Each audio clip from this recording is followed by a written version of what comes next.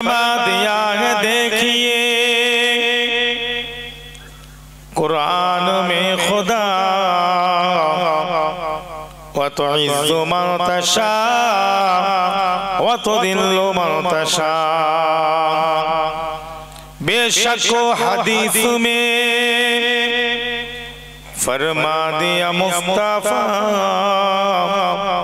व तुइज़्ज़ु मन तशा व तुदिल्लु मन तशा।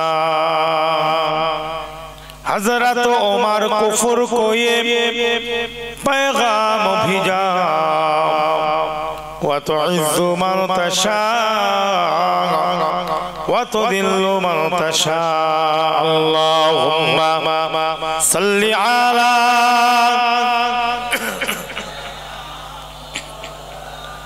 व अला आलि सय्यिदिना। हजरत अबू बकर ने दिन के लिए जान दे दिया व तुइज़्ज़ु मन तशा व तुदिल्लु मन तशा। हजरत उमर दिन के लिए तलवार उठाया व तुइज़्ज़ु मन तशा व तुदिल्लु मन तशा।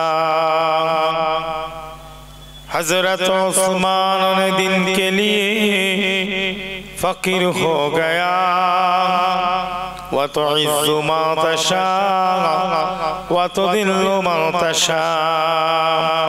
हजरत अली ने दिन के लिए खून बहाया व तुइज़्ज़ु मन तशा व तुदिल्लु मन तशा। हजरत बिलाल ने दिन के लिए अज़ान हकाया हुजूर ने दीन को मुंतशिर कर दिया। अल्लाहुम्मा सल्लि अला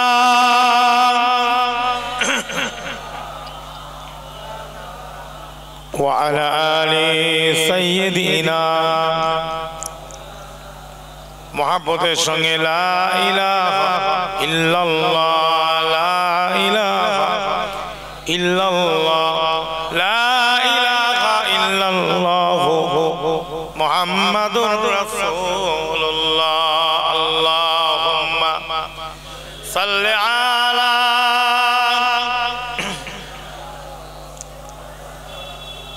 व अला आलि सय्यिदिना। मोहब्बतेर संगे बोलुन सल्लल्लाहु अलैहि वसल्लम। आमार बयोज्येष्ठ बयस्क खास करे विशेष करे ए महफिलेर सभापति साहेब परिचालक बृंद ए जुमुआ मस्जिद जे मस्जिदेर जन्य ए महफिल সেই মসজিদের সম্মানীয় ইমাম সাহেব মুয়াজ্জিন সাহেব এলাকার বয়োজ্যেষ্ঠ বয়স্ক জওয়ান যুবক ছোট ছোট স্নেহের ভাই পর্দার অন্তরালে আড়ালে মা বোনেরা আলিম উলামা হাক্কানি হাফিজ হাজিয়ানে কিরাম যারা আছেন উপস্থিত আল্লাহ পাকের ইচ্ছা আল্লাহ পাক আনিয়েছেন संक्षेपे दो एक आलोचना तुले धरबो। विषय वस्तु अनेक ईमान एक विषय शांति एक विषय नामाज एक विषय रोजा एक विषय जाकात हज एक विषय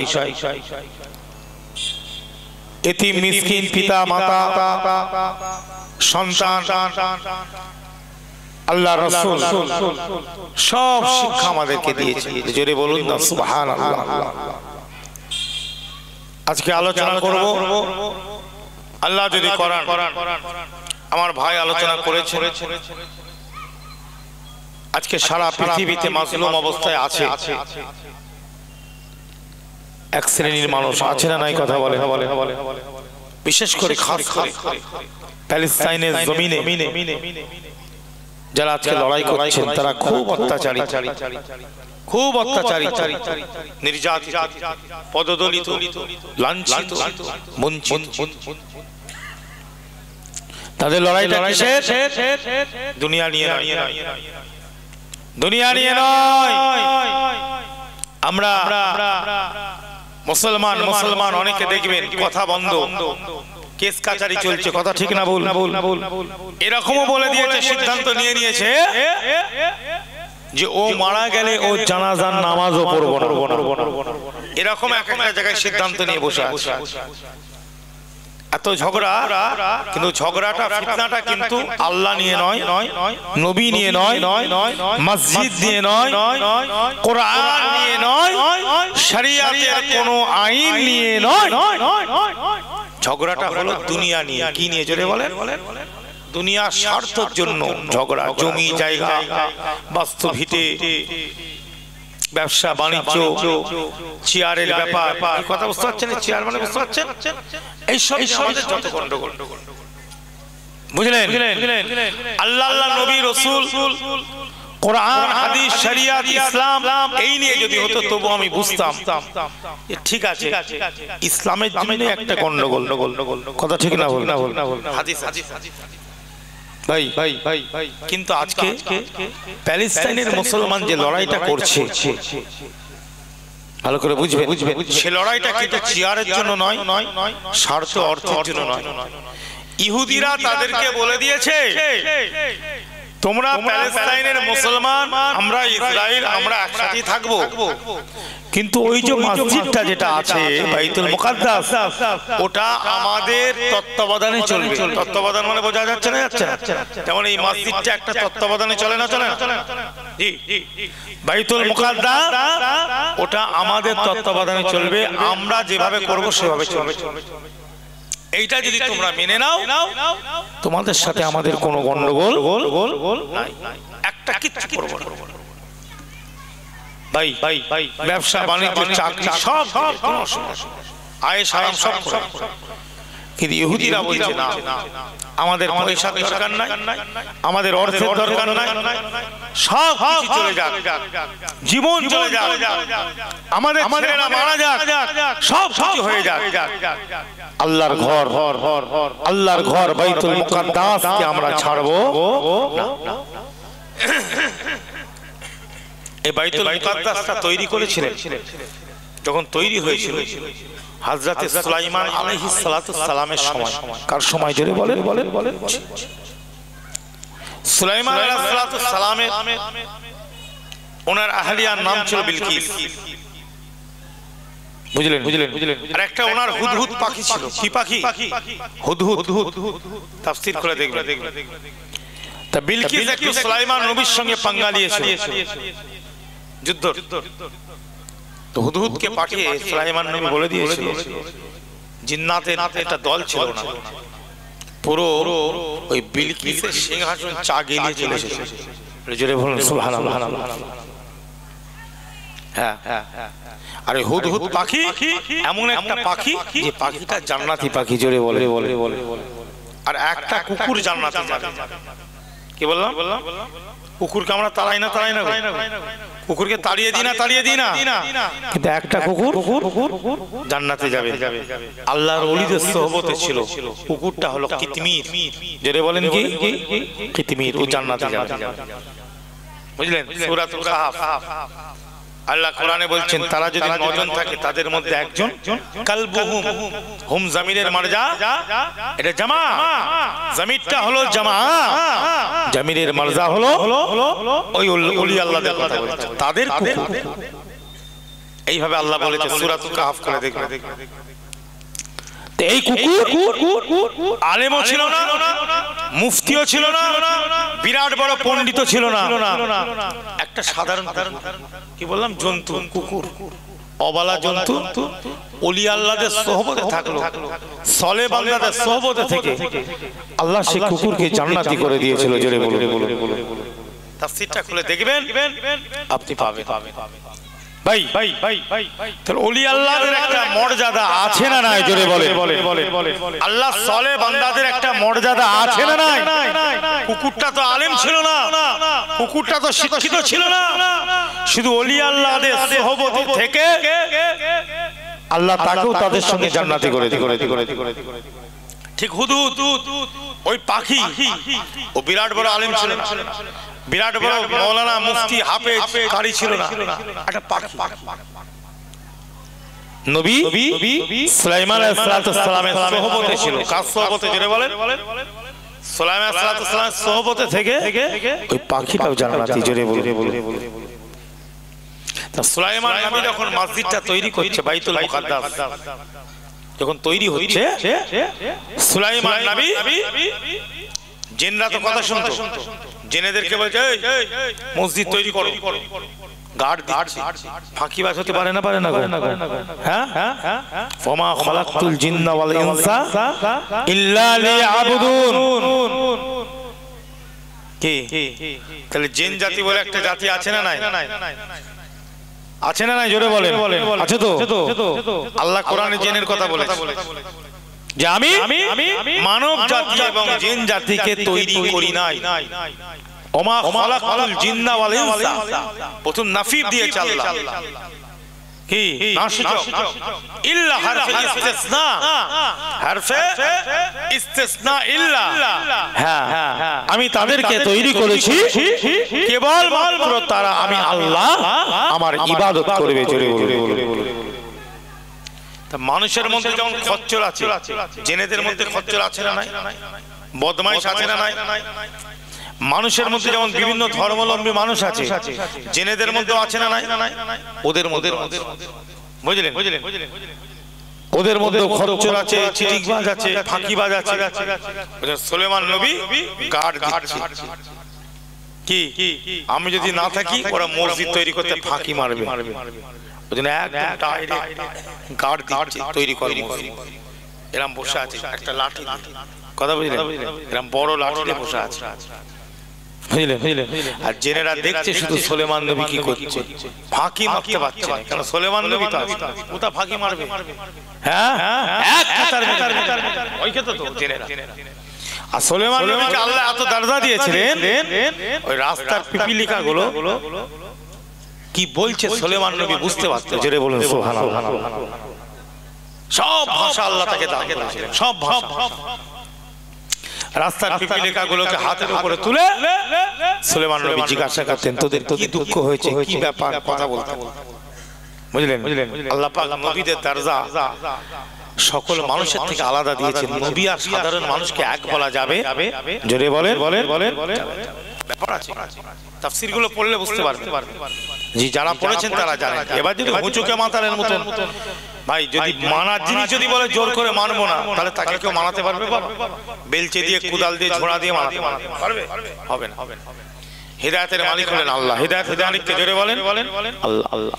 তো সুলাইমান নবী ওইভাবে আছেন, মসজিদ হয়ে গেছে, সুলাইমান নবী ইন্তেকাল করে গেছে, মসজিদ হয়েছে, নবী পাক ইন্তেকাল করে গেছে, মানে আমাদের সুলাইমান। জেনেরা এসে দেখছে এ তো বেঁচে নেই, কিন্তু তার আগে মসজিদ আল্লাহ পাক করিয়ে নিয়েছে। জোরে বলেন সুবহানাল্লাহ। এই হচ্ছে বাইতুল মুকাদ্দাস। এই বাইতুল মুকাদ্দাসের বাণী হলেন হযরত সুলাইমান আলাইহিস সালাতু ওয়াস সালাম। জোরে বলুন না সুবহানাল্লাহ। তাহলে এটা মুসলমানদের না ইহুদিদের তৈরি করেছে কে? নবী তো। ওই নবী তো আল্লাহকে এক বলে মানতো না। জোরে বলে। তাহলে যারা আল্লাহকে এক বলে মানে, উযাইরকে খোদার বেটা যারা বলে, আর ঈসাকে যারা খোদার বেটা বলে, ও মসজিদ তাদের হতে পারে না। ও মসজিদ তাদের যারা আল্লাহ শিরিক করে না, তাদেরই হচ্ছে এই মসজিদ। তার দলিল হলো এই তাফসীর। জোরে বলুন সুবহানাল্লাহ। ভাই মুসলমান, সুলাইমান আলাইহিস সালাম মসজিদটা তৈরি করলেন, সুলাইমান নবী তৈরি করলেন। ভাই মুসলমান, ওই বাইতুল মুকাদ্দাস সুলাইমান নবীর তৈরি, ওই বাইতুল মুকাদ্দাস সুলাইমান নবীর সময় তৈরি হলো। আর বাইতুল মুকাদ্দাসটা হলো মুসলমানদের। ভারতবর্ষের বুকে কিছু মানুষ বলে যে আজকে প্যালেস্তাইনের মুসলমানদেরকে বলে তারা হলো জঙ্গি। তাদেরকে কি বলছে? জঙ্গি বলছে। ভাই ব্রিটিশ আমলে আজকে দেশ যে স্বাধীন হয়েছিল, ব্রিটিশ আমলে যে দেশটা স্বাধীন হয়েছিল, ইস্ট ইন্ডিয়া কোম্পানি এসে তারা কি করেছিল? দেশটাকে দখল করে নিয়েছিল। আর ব্রিটিশরা ইস্ট ইন্ডিয়া কোম্পানি এসে ব্যবসা করার নামে পুরো দেশটাকে নিয়ে নিয়েছিল। আজকে সুলতানি পিরিয়ড কুতুবউদ্দিন আইবক আর বাবর মুঘল পিরিয়ড 800 থেকে 1000 বছর, টিপু সুলতান থেকে নিয়ে সব বাচ্চারা ব্রিটিশের বিরুদ্ধে লড়াই করলো, ব্রিটিশের বিরুদ্ধে লড়াই করলো। ব্রিটিশের বিরুদ্ধে লড়াই করতে করতে পারলো না, ব্রিটিশরা দেশটাকে দখল করে নিল। 250 বছর, 200 থেকে 250 বছর ব্রিটিশরা ছিল। ইস্ট ইন্ডিয়া কোম্পানি ব্যবসা করতে গিয়ে ঢুকে দখল করে নিয়েছিল। এই ভারতবর্ষ শুধু হিন্দুদের নয়, এই ভারতবর্ষ শুধু মুসলমানের নয়, এই ভারতবর্ষ শুধু পাঞ্জাবিদের নয়, এই ভারতবর্ষ শুধু শিখের নয়, এ ভারতবর্ষ সর্বধর্মের মানুষের ভারতবর্ষ। আজকে যারা বলে ভারতবর্ষ আমাদের, মুসলমান কেন এখানে থাকবে? ইতিহাসের পাতা বলে এই ভারতবর্ষ যখন ব্রিটিশদের বিরুদ্ধে লড়াই করা হয়, শুধু হিন্দু নয়, সেখানে মুসলমান, পাঞ্জাবি, শিখ, শিডিউল ট্রাইব, শিডিউল কাস্ট সকলে কাঁধে কাঁধ মিলিয়ে এই দেশকে স্বাধীন করেছিল। কথা ঠিক না ভুল জোরে বলো ভাই মুসলমান। আজকে যে এই দেশকে ব্রিটিশের হাত থেকে স্বাধীন করেছিল, ব্রিটিশ ইস্ট ইন্ডিয়া কোম্পানি ব্যবসা করার নামে এসে পুরো দেশটাকে দখল করে নিয়েছিল। আজকে হিন্দু মুসলমান তারা বুঝতে পারলো এতে ব্যবসার কথা বলে পুরো দেশ তাদের হাতে চলে গেছে। তাহলে আজকে হিন্দু মুসলমান, পাঞ্জাবি, শিখ কাঁধে কাঁধ মিলিয়ে এই ভারতবর্ষকে স্বাধীন করার জন্য লড়াই করলো।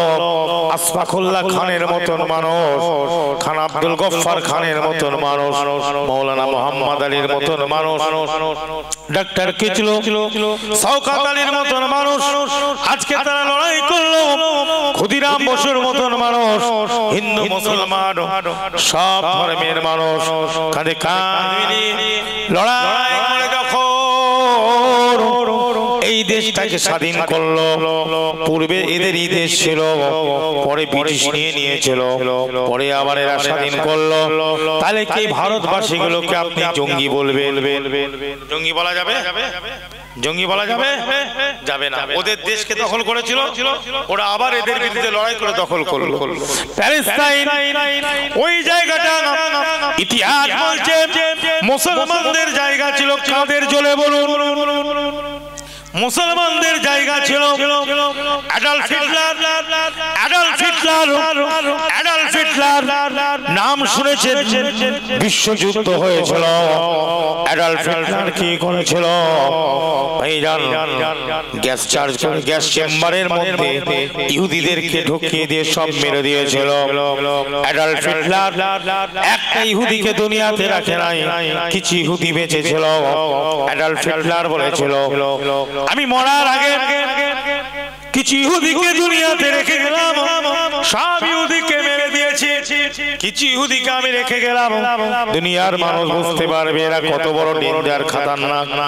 আজকে আপনি যদি বলেন আমেরিকা থেকে নিয়ে, ফ্রান্স থেকে নিয়ে, ইংল্যান্ড থেকে নিয়ে, সুইজারল্যান্ড, সুইডেন, অস্ট্রেলিয়া থেকে নিয়ে, কানাডা থেকে নিয়ে, আয়ারল্যান্ড থেকে নিয়ে, ইউরোপ মহাদেশ থেকে নিয়ে, আমেরিকা মহাদেশ থেকে নিয়ে, আফ্রিকা মহাদেশ, সকল মহাদেশে যত রাষ্ট্রগুলো আছে যাদের পারমাণবিক বোমা আছে, অ্যাটম বোম আছে, ইলেকট্রন, নিউট্রন, প্রোটন, ইউরেনিয়ামের ক্ষমতা আছে, তারা কিন্তু ওই ইলেকট্রনিক জায়গায়, যে জায়গায় ওইগুলো তৈরি হয় ওই জায়গায় খ্রিস্টান ইঞ্জিনিয়ার কম আছে, খ্রিস্টান ইঞ্জিনিয়ার কম আছে, অন্য সম্প্রদায় তো নেই, একমাত্র সেখানে ইহুদি ইঞ্জিনিয়াররা বেশি।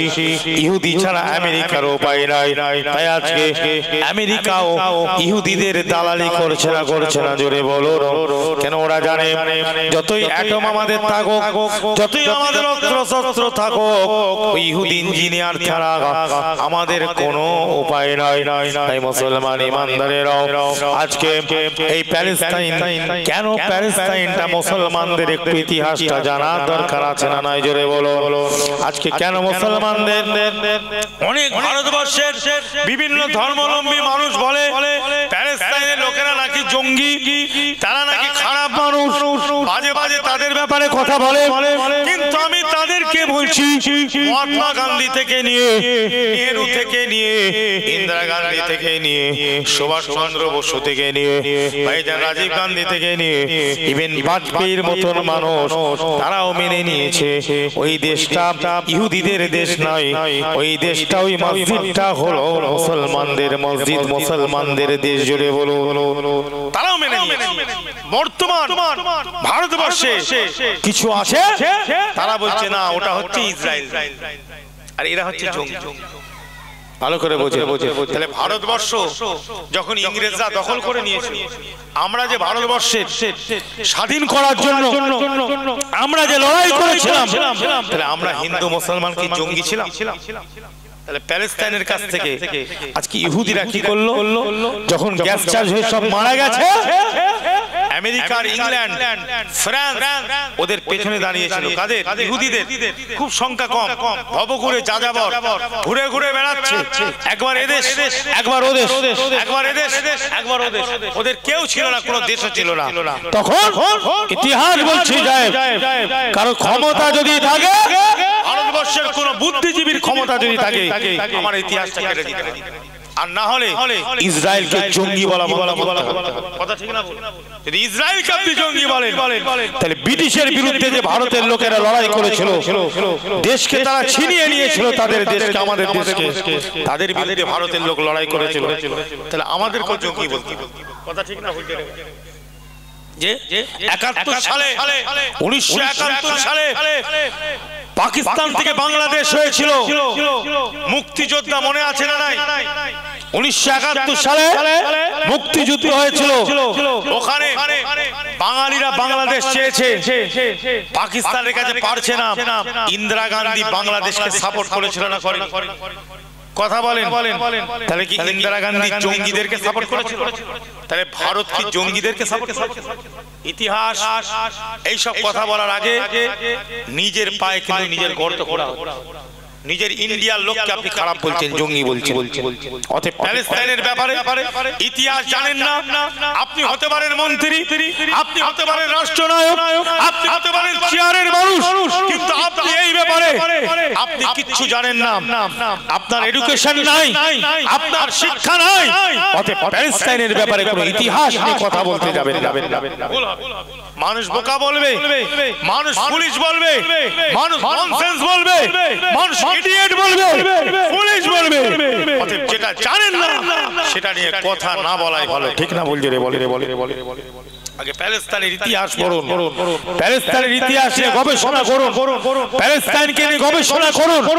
আজকে যখন ইহুদিরা কম হয়ে গেল সংখ্যায়, ওদেরকে আমেরিকা বলল তোমরা প্যালেস্টাইন দেশে চলে যাও, বাইতুল মুকাদ্দাস, ওখানে মুসলমানরা আছে, দেখো ওখানে গিয়ে কিছু যদি পাও। মুসলমানদের অন্তরটা হচ্ছে নরম, কেন? মুসলমানরা হলো নবীর উম্মাত। জোরে বলো, আমার নবীর অন্তর নরম ছিল না? ছিল না? জোরে বলে। জি, মুসলমানের অন্তর নরম। তারা যখন মুসলমানদের কাছে এলো, ও মুসলমান ইমানদারেরা, তারা যখন প্যালেস্টাইনের মুসলমানদের কাছে, কম সংখ্যা কিছু ইহুদি আর নাই পৃথিবীতে, ওই কয়েক হাজার ইহুদি বেঁচে ছিল, তারা যখন মুসলমান প্যালেস্টাইনদের কাছে এলো, বলে ভাই আমাদের কি অবস্থা দেখছো?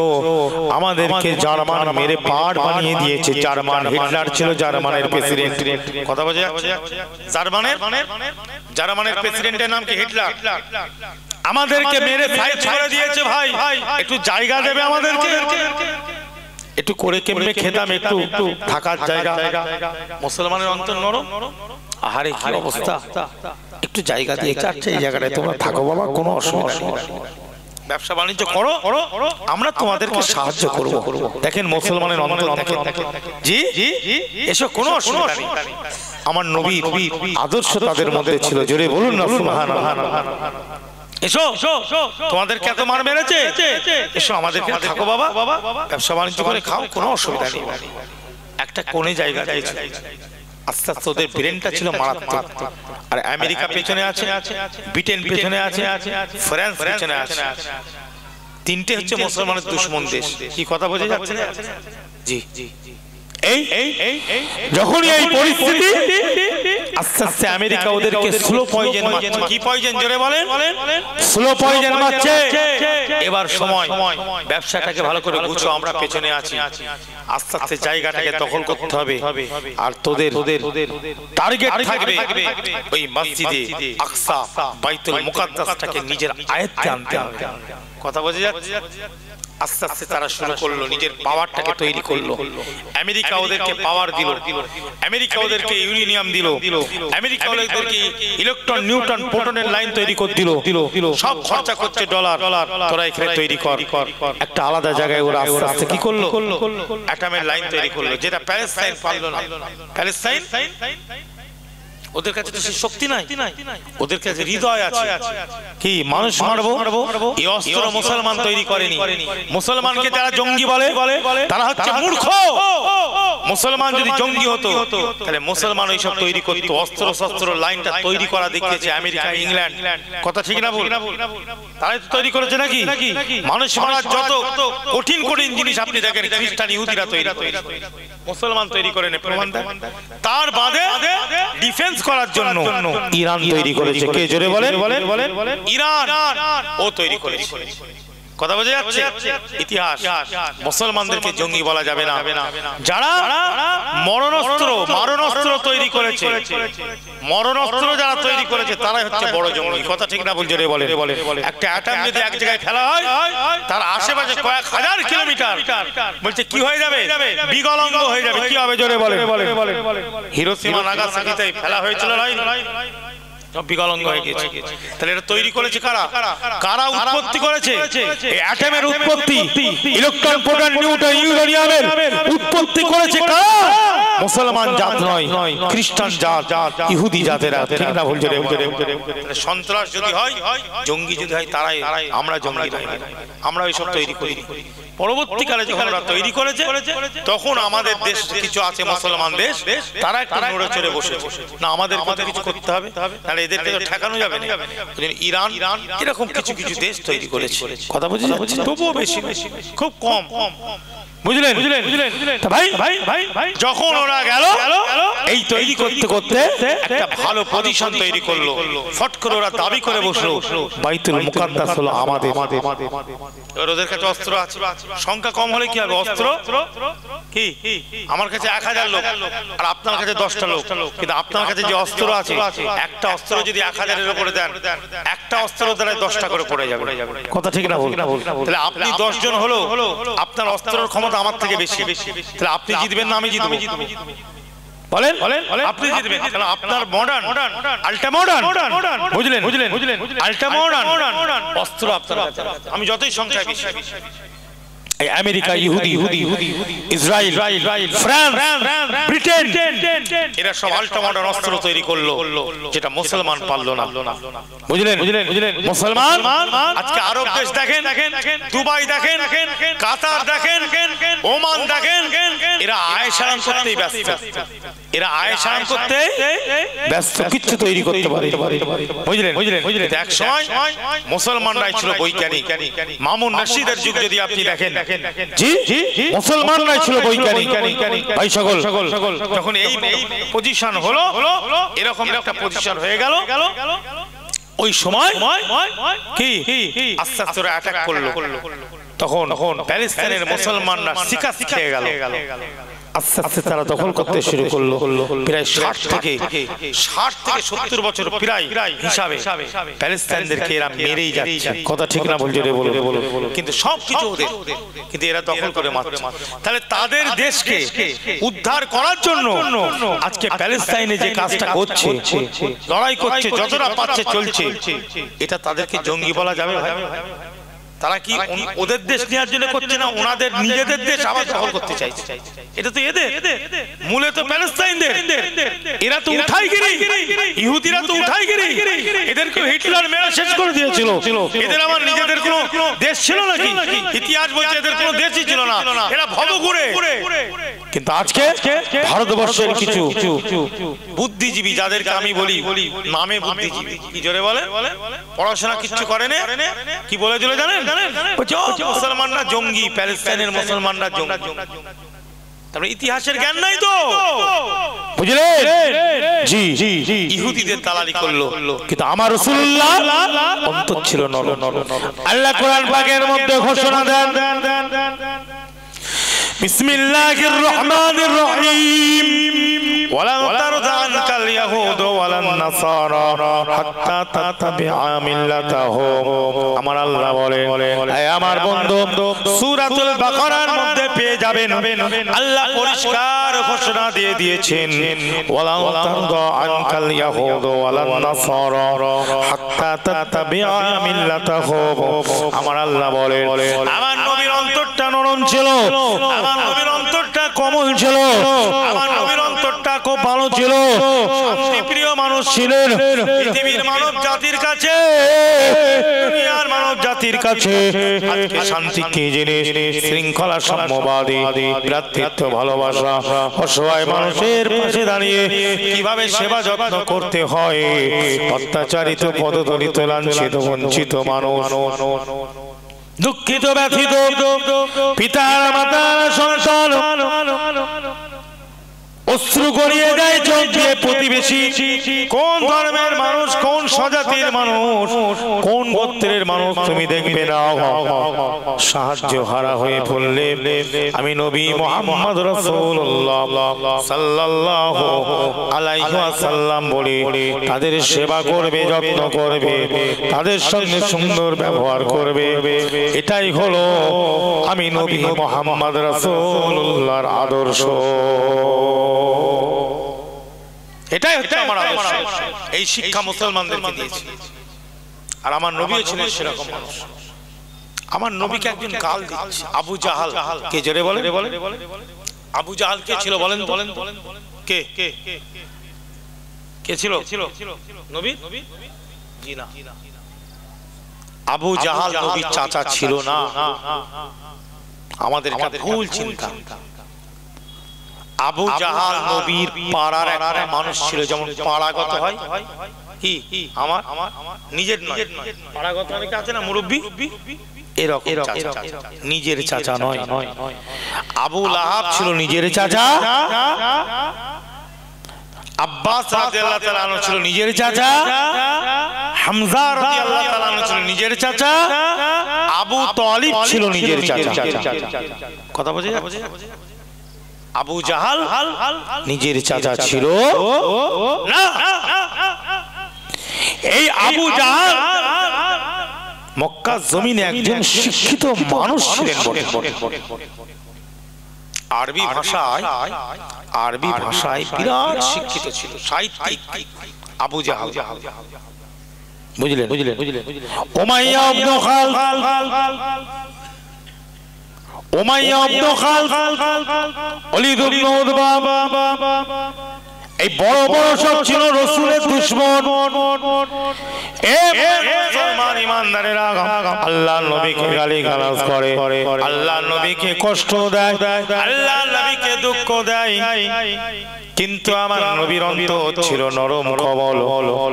তারা যখন নবীর বাড়িতে আসত, আল্লাহর নবী তাদের সঙ্গে সুন্দর ব্যবহার করত। আল্লাহর নবী তাদেরকে কোনোদিন দূর দূর করে তাড়িয়ে দেয়নি। নিজের চাদরটা আমার নবী বিছিয়ে দিতেন। জোরে বলুন। ইহুদিদের সঙ্গে আলোচনা করছে ধর্ম নিয়ে, ইসলাম নিয়ে। আল্লাহর নবী করেন ইহুদিদের সঙ্গে আমার নবী আলোচনা করেছে সত্য মিথ্যা নিয়ে সঠিক পথ নিয়ে আলোচনা করেছে আল্লাহ পাক সব জানেন আল্লাহু আ'লাম আল্লাহ তার হাবিবকে জানিয়ে দিলেন সূরাতুল বাকারা আল্লাহ বলেন বিসমিল্লাহির রহমানির রহিম ওয়ালা তারদা আনকাল ইয়াহুদ ওয়ালা নাসারা হাত্তা তাত্তাবিআ মিল্লাতাহুম আল্লাহ বলেন হে আমার হাবিব খবরদার খবরদার ওদের সাথে বকে কোনো লাভ নাই ওরা আপনার উপরে রাজি হবে না ওই ইহুদি আর নাসারা আপনার উপরে রাজি হবে না ইহুদি নাসারা আপনার উপরে রাজি হবে না হাত্তা তাত্তাবিআ মিল্লাতাহুম যতক্ষণ না তাদের আপনি অনুসরণ করবেন তাদের দলের একটা নীতি আছে না নাই তাদের দলের একটা নীতি আছে আইন কানুন আছে সেটাকে যতক্ষণ না আপনি অনুসরণ করবেন ততক্ষণ তারা আপনার উপরে রাজি হবে না অতএব এই ইহুদিরা কোনোদিন মুসলমানদের বন্ধু হতে পারে না পারে জোরে বলে পারে আল্লাহ বলছে ইহুদিরা মুসলমানদের এই হচ্ছে কোরআনের আয়াত সূরা বাকারা বুঝলেন আর এই বাইতুল মুকাদ্দাস মুসলমানরাও ছাড়বে না মরে গেলেও ছাড়বে না মুসলমানরা বলে দিয়েছে বিশেষ করে প্যালেস্টাইনের মুসলমান তারা বলে দিয়েছে সব কিছু চলে যাবে সব কিছু আমরা দিয়ে দেব সব কিছু বিরান করে দিব কিন্তু এই বাইতুল মুকাদ্দাসকে আমরা কোনোদিন হাতছাড়া করব না কোনোদিন হাতছাড়া করব না সব চলে যাক সব চলে যাক বাইতুল মুকাদ্দাসকে আমরা হাতছাড়া করব না ভাই সকল কেন করবে না আল্লাহ রাসূল কি বলছেন একটু জানার দরকার আছে না নাই আল্লাহর নবী বলেন কেন এই আলোচনা আমি করছি এই জিনিসগুলো জানার দরকার আছে কেন আমরা বাইতুল মুকাদ্দাসকে ভালোবাসি এটা গল্প কথা নয় এই বাইতুল মুকাদ্দাস হলো অরিজিনাল মুসলমানদের ঘর জোরে বলুন সুবহানাল্লাহ অরিজিনাল হচ্ছে মুসলমানদের কেন আল্লাহর নবী বলেন হাদিস পাক করে দেখবেন আল্লাহ রাসূল বলেন লা তাশুদ্দুর রিহালা লা তাশুদ্দুর রিহালা লা তাশুদ্দুর রিহালা ইল্লা সালাসা মাসাজিদ আল্লাহর নবী বলেন তোমরা খবরদার নামাজ পড়ার জন্য নামাজ পড়ার নিয়তে তিনটে মসজিদ ছাড়া অন্য কোন মসজিদে তোমরা ভ্রমণ করবে না তোমরা সফর করবে না তোমরা সওয়ারি করবে না নামাজ পড়ার নিয়তে একমাত্র তোমরা তিনটে মসজিদে সফর করবে আল্লাহ রাসূল বলেন প্রথম নম্বর মসজিদ হলো হেরেম শরীফ কাবা ভাই মুসলমান এক রাকাত নামাজ আদায় করলে ওই কাবাতে আল্লাহ পাক 1 লক্ষ রাকাত নামাজের সওয়াবটা নামায়ে আমলে দিয়ে থাকেন জোরে বলুন সুবহানাল্লাহ ভাই আমার রাসূলুল্লাহ বলেন দ্বিতীয় মসজিদে তোমরা যাবে যে মসজিদটা হলো বাইতুল মুকাদ্দাস আল্লাহর নবী বলেন বাইতুল মুকাদ্দাস তোমরা নামাজের নিয়তে যাবে বাইতুল মুকাদ্দাসে যদি কোন মুসলমান এক রাকাত নামাজ আদায় করে আল্লাহর রাসূল বলে তাদের নামায়ে আমলেতে আল্লাহ পাক 50,000 রাকাত নামাজের সওয়াবটা আল্লাহ লিপিবদ্ধ করে দেয় তৃতীয় নম্বর আল্লাহ রাসূল বলেন আল্লাহ নবী বলেন তোমরা আরেকটা মসজিদে যাবে মসজিদি হাদিস পাকের ইবারতে লেখা আছে মসজিদি ইয়া মুতাকাল্লিম জামির ইয়া মুতাকাল্লিম জামির আল্লাহ রাসূল বলেন আমার মসজিদে তোমরা যাবে যে মসজিদটা হলো মসজিদে নববী তোমরা যদি কোন সময় নামাজের নিয়ত করো নিজের গ্রামের মসজিদ ছেড়ে দিয়ে অন্য মসজিদে নামাজ পড়তে যাব এই নিয়তটা যদি তোমরা করো আমি রাসূলুল্লাহ বলি তোমরা আমার মসজিদে নামাজ পড়তে যাবে যেটা হলো মসজিদে নববী মসজিদে নববী মসজিদে নববী ওই মসজিদে তোমরা নামাজের জন্য নিজের গ্রামের মসজিদ ছেড়ে যেতে পারো ওই মসজিদে যদি এক রাকাত নামাজ যদি আদায় করো আল্লাহ নবী বলেন 50,000 রাকাত নামাজের সওয়াব আল্লাহ নামে আমলে লিপিবদ্ধ করে দেয়। তাহলে বাইতুল মুকাদ্দাস এই হাদিসের মধ্যে আছে না নাই? আছে না নাই? রাসূলুল্লাহ বাইতুল মুকাদ্দাসের কথা এই হাদিসের মধ্যে বলেছেন বলেন। আপনারা একটু গজল টজল পছন্দ করেন নাকি? টানটুন হচ্ছে না? না ঠিক টানের যুগ তো এখন। আমি তো 50,000 টাকার বক্তা নয় বাবা, বুঝলে? ওই জন্য আমার টানটা ইন্টারন্যাশনাল বক্তা তো আমি নয়, আমি লোকাল মাল। কি বলছি কথা বুঝতে পারছো? কথা বুঝতে পারছি। এই 50,000 60,000 টাকার বক্তা আনবে তারা দেখবে টান মারবে একবার এই মাথা থেকে ও মাথা চলে যাবে। হ্যাঁ আমার বক্তব্য এরকম বাবা, কিন্তু হ্যাঁ আমি একটু কোরআন হাদিস বলি বাবা।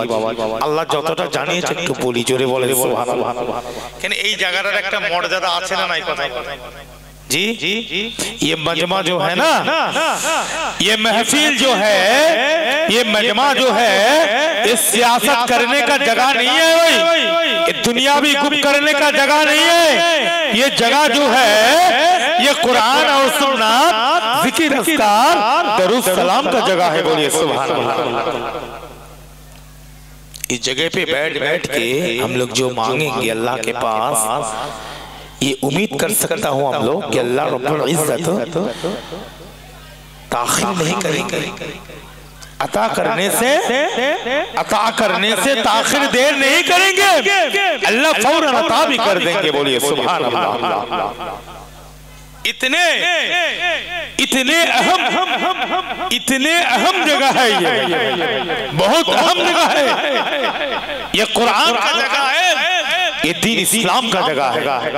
इसलिए मैं अर्ज करता हूँ, गुजारिश करता हूँ, घर में जो लोग बैठे हुए गुप करते अपने अहलिया के साथ, मैं अर्ज करता हूँ, गुजारिश करता हूँ कि इस महफिल पे मुतबर्रक बरकत वाला जगह पे आके बैठ जाइए। अल्लाह चाहे तो अल्लाह पाक जो तिजारत करते हैं, खेती बाड़ी करते हैं, खेती बाड़ी का माना क्या है? बोलिए चाष करा, बांग्लाते की बोला चाष करा। जो खेती बाड़ी करते हैं, तिजारत करते हैं, दुकान चलाते हैं, नौकरी करते हैं, अल्लाह रब्बुल इज्जत उनके रिज़्क़ को दुगना कर देंगे। बोलिए ना सुभान अल्लाह। इतने बरकत वाला जगह है, इतने मुतबर्रक वाला जगह है। मुसलमानों आके बैठ जाइए। বেশিক্ষণ আলোচনা নয়, খুব সংক্ষেপে আলোচনা করব। আর আমি বেশি আলোচনা পছন্দ করি। 3 ঘন্টা ওয়াজ করছে, 4 ঘন্টা ওয়াজ করছে, বক্তা নিজেও জানে না কি বলছে। কি মিজলা হুজুর পীর কেবলা বলতেন, বাবা 1 ঘন্টা কথা বলবে, 1 ঘন্টা কথা বলবে তো ঠিক আছে, কিন্তু যে কথাগুলো বলবে কোরআন এবং শরীয়তের কথা বলবে। জোরে বলে এই জায়গাটা গল্প করার জায়গা আর ওই নাটক করার জায়গার ফাংশন নয়। এই জায়গাটা হচ্ছে কোরআন এবং সুন্নাতের জায়গা, ইমামদের জায়গা, আল্লাহর ওলিদের আলোচনার জায়গা। জোরে বলে একটু কোরআনের আলোচনা করছে, আপনাদের অসুবিধা হচ্ছে না তো বাবাজি? জি একটু মহাব্বতের সঙ্গে আল্লাহুম্মা সাল্লি আলা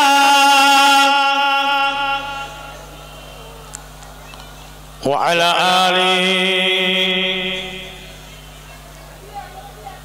ऐ सब्ज़ गुंबदों वाले मंजूर दुआ करना, जब वो वक्त नज़र आए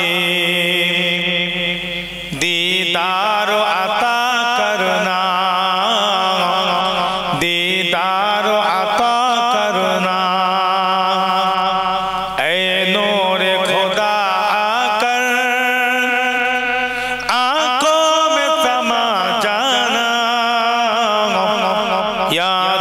पे बुला लेना, या ख्वाबों में आ जाना, या ख्वाबों में आ जाना। अल्लाहुम्मा सल्ली अला व अला आली।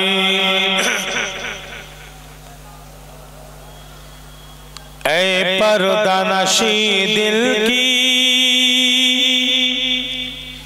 पर्दे पे रखा करना, जब वक्त नज़र आए दीदार अता करना, दीदार अता करना। मैं कब्र अंधेरी में घबराऊंगा जब तन्हा, इमदाद मेरे करने आ जाना रसूल अल्लाह, आ जाना रसूल अल्लाह। हिसाब से गुंबद वाले मंजूर दुआ करना, जब वक्त नज़र आए दीदार अता करना, दीदार अता करना। अल्लाहुम्मा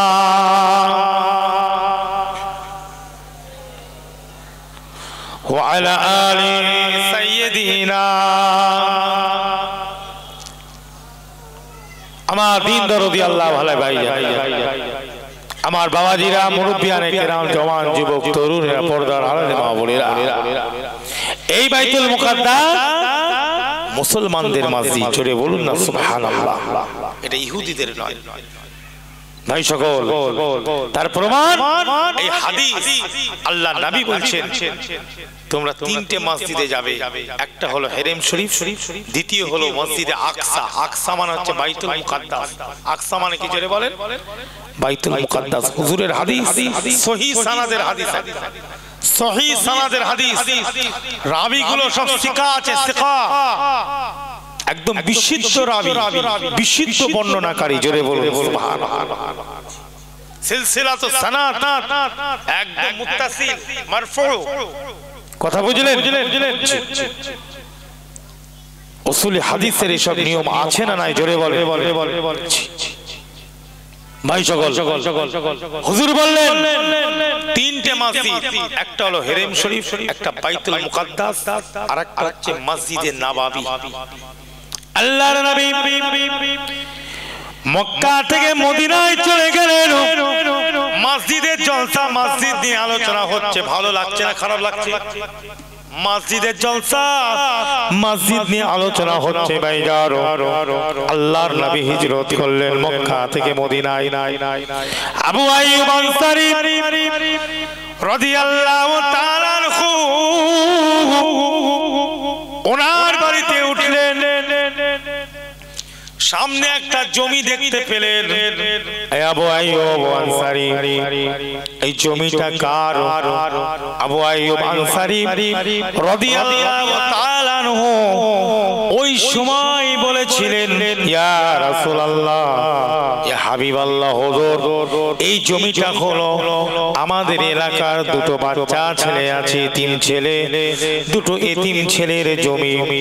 এই আবু আইয়ুব আনসারী, এই এতিম ছেলেগুলোকে ডেকে আনো, আমি নবী মুহাম্মদ রাসূলুল্লাহ সাল্লাল্লাহু আলাইহি ওয়াসাল্লাম তাদের কাছ থেকে এই জমিটা ক্রয় করব। তারা যা মূল্য বলবে আমি সেই মূল্য দিয়ে এই জমিটা ক্রয় করে এখানে আমি নবী একটা মসজিদ বানাবো। বলা যাবে না সুবহানাল্লাহ? আল্লাহ নবীর হুকুম, আল্লাহ নবীর অর্ডার। এ মুসলমান ইমানদারেরা, আবু আইয়ুব আনসারী রাদিয়াল্লাহু তাআলা আনহু ওই দুটো বাচ্চাকে হুজুরের সামনে হাজির করিয়ে দিলেন। একটার নাম ছিল সাহিল, আর একটার নাম ছিল সুহাইল। কি ছিল জোরে বলেন?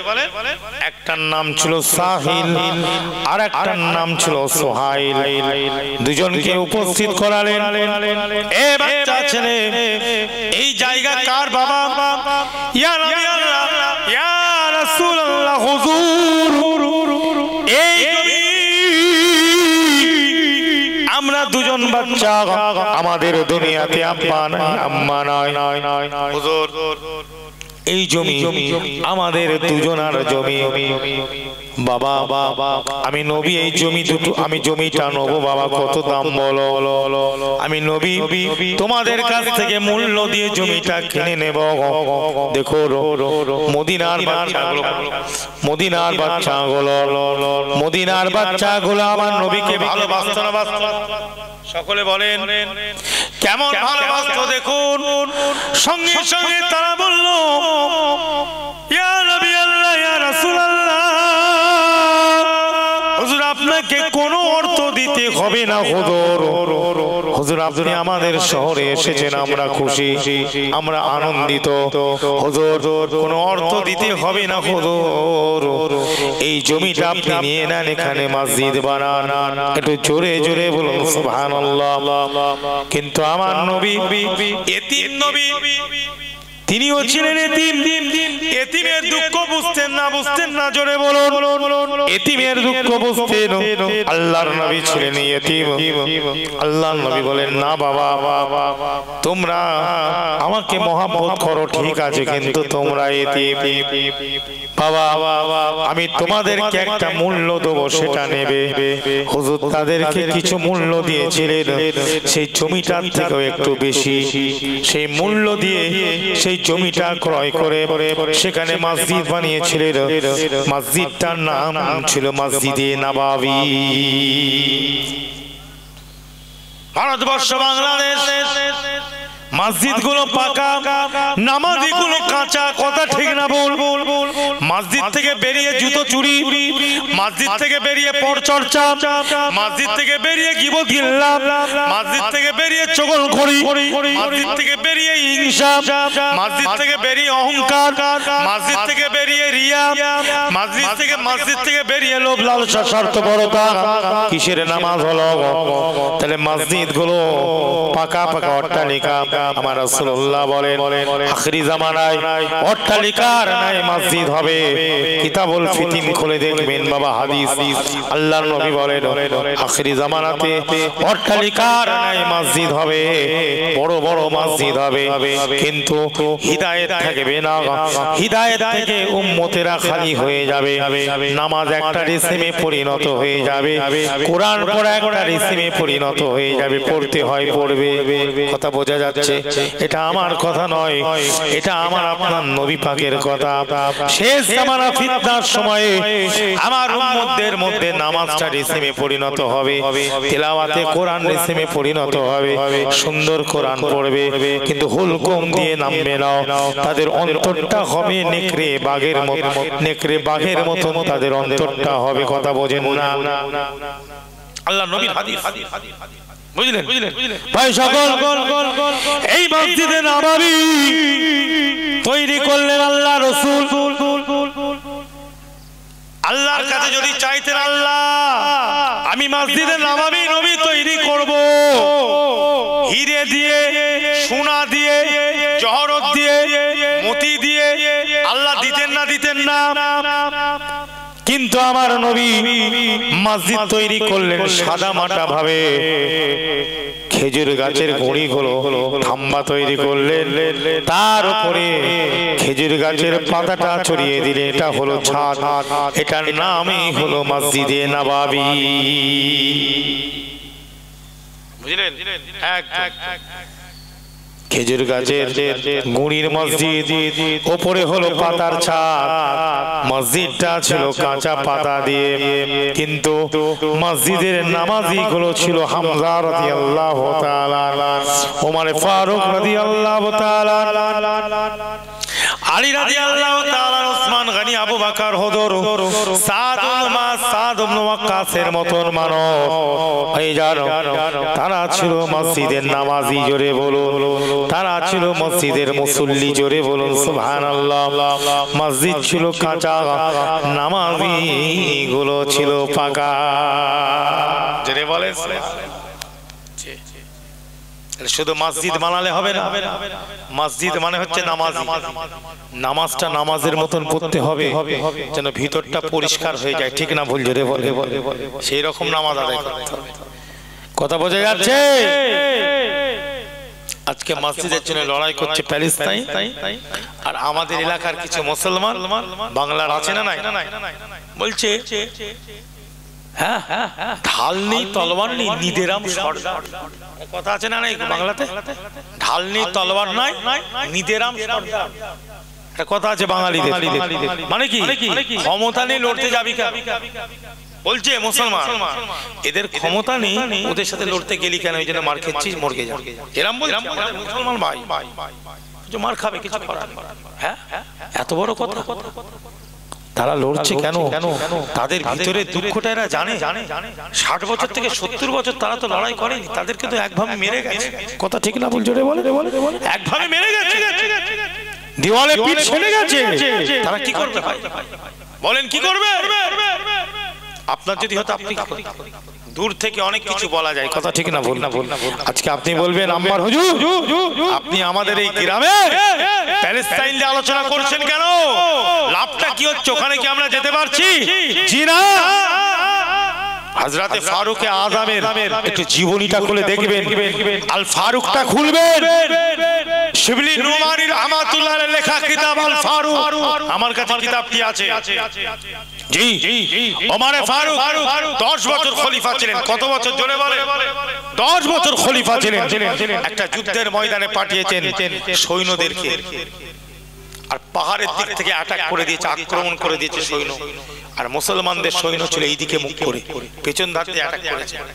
ওমর ফারুক মসজিদে নববী থেকে চিল্লাচ্ছে কি, ইয়া সারিয়াতাল জাবাল, ইয়া সারিয়াতাল জাবাল, ইয়া সারিয়াতাল জাবাল। এখান থেকে চিল্লাচ্ছেন ওমর ফারুক, এ সৈন্য সামন্ত পাহাড়ের দিকে একটু তোমরা দেখো, পাহাড়ের দিকে লক্ষ্য করো, ওদিক দিয়ে হামলা করেছে, তোমরা মুখটা একটু ফিরিয়ে ওদিকে আক্রমণ, ওদিকে ডিফেন্স করো, তাহলে সকলকে মেরে দেবে। সঙ্গে সঙ্গে কোথায় ওমর ফারুক আর কোথায় কোন ময়দানে যুদ্ধ চলছে, ওমর ফারুকের আওয়াজ ওইখানকার সকল মুজাহিদের কানে গিয়েছিল।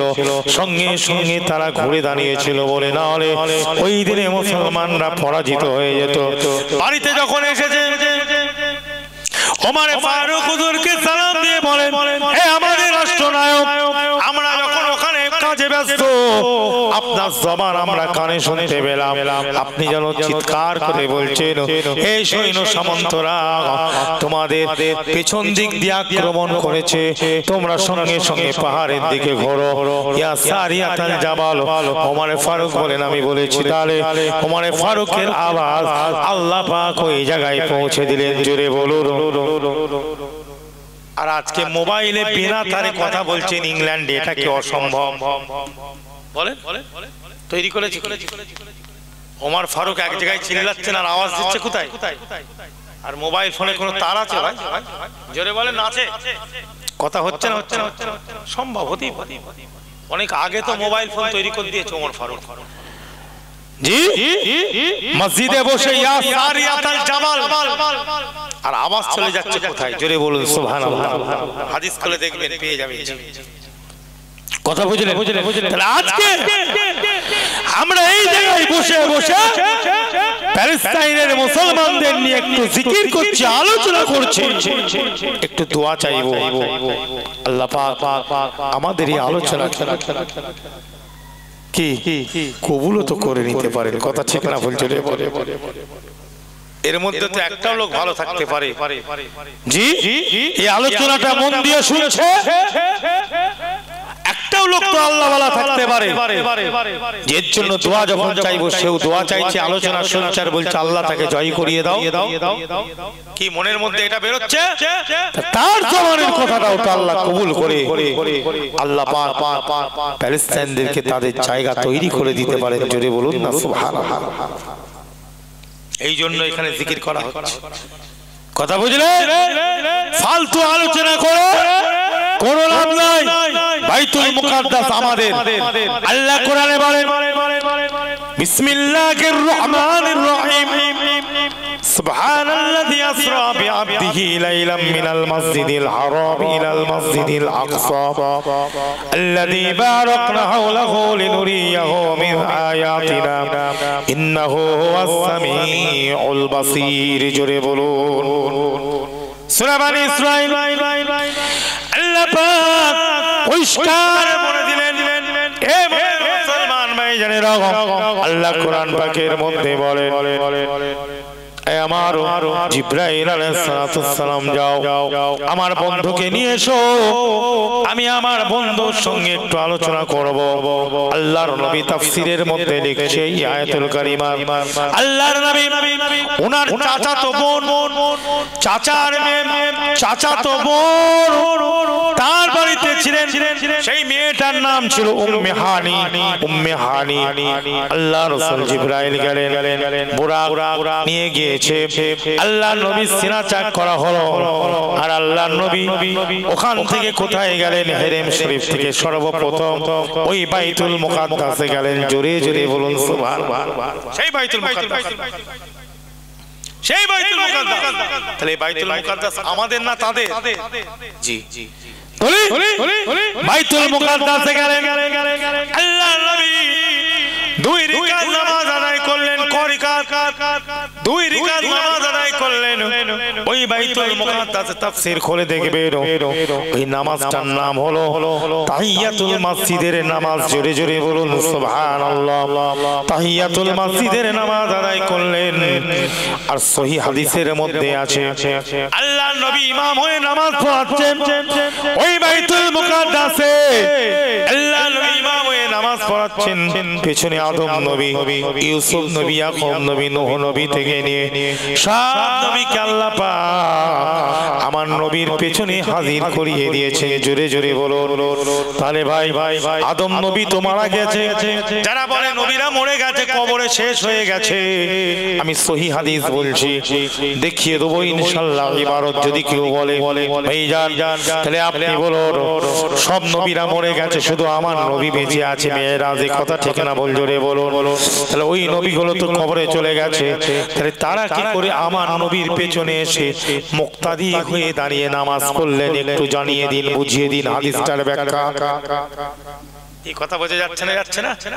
শুধু কথা বলে চলে গেলে হবে না বাবা। হাদিসটা আমি দলিল দিয়ে দেবো, আমি আপনাকে প্রমাণ দেবে হাদিসটা মাউযু হাদিস নয়, এই হাদিসটা মাউযু হাদিস নয়, এই হাদিসটা গরীব হাদিস নয়, আজিজ হাদিস নয়, এই হাদিসটা সনদওয়ালা হাদিস, এই হাদিসটা বিশুদ্ধ হাদিস। জোরে বলুন। আল্লাহ নবী ইমামতি করছেন, আল্লাহ নবীর পেছনে ওই নবীরা দাঁড়িয়ে দাঁড়িয়ে নামাজ পড়েছেন, আদায় করেছেন, কিন্তু ওই নবীগুলো তখন দুনিয়াতে নাই। কিভাবে নামাজ আদায় করলেন? তাহলে এটা মেনে নিতে হবে, আমার আল্লাহ যদি চান নবী আম্বিয়াকে শুধু আমার নবী নয়, শুধু আল্লাহর নবী নবী মুহাম্মদ রাসূলুল্লাহ নয়, সকল নবী আম্বিয়াকে আল্লাহ চাইলে সব জায়গায় উপস্থিত করাতে পারে। বলুন সুবহানাল্লাহ। জোরে বলেন সুবহানাল্লাহ। আরো হাদিস আছে আল্লাহর ইচ্ছায় আল্লাহর নবীরা কবরের মধ্যে নামাজ পড়ে। জোরে বলুন সুবহানাল্লাহ। একদম সানাদওয়ালা হাদিস, কোন পৃথিবীর কোন আলেমের গর্দানের ক্ষমতা নাই এই হাদিসগুলোকে কেটে দেয়। একটা মাউযু হাদিস, একটাও জাল হাদিস নাই। মিজলা হুজুর পীর কেবলা হাদিসের কিতাব লিখেছেন, আমার দাদা জান হুজুর, কিতাবের নাম হলো আল মাউযুআত। কি জোরে বলেন? জাল হাদিসের কিতাব। সেই মেজো হুজুর জাল হাদিসের কিতাব লিখেছেন। আমি তার কথা বলছি, এই হাদিসগুলো জাল নয়। কথা বুঝে যাচ্ছে? জাল নয়।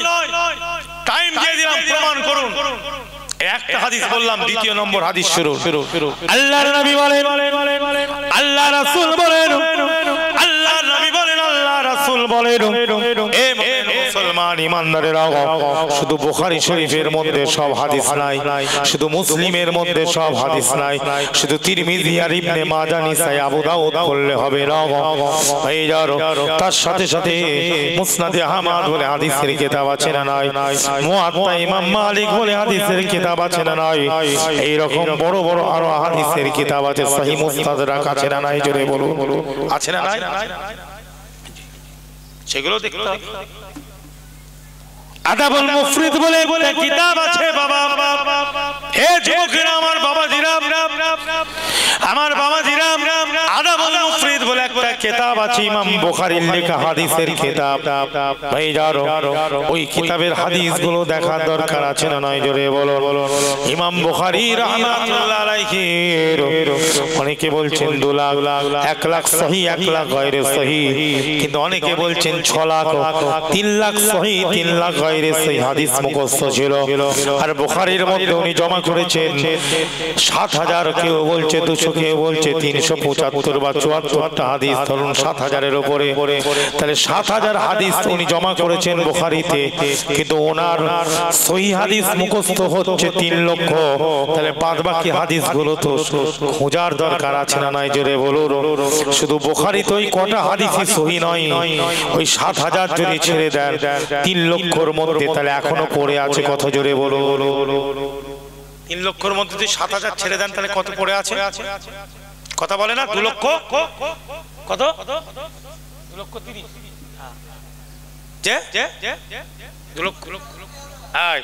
2,93,000 সহিহ হাদিস ইমাম বুখারী বলেছেন।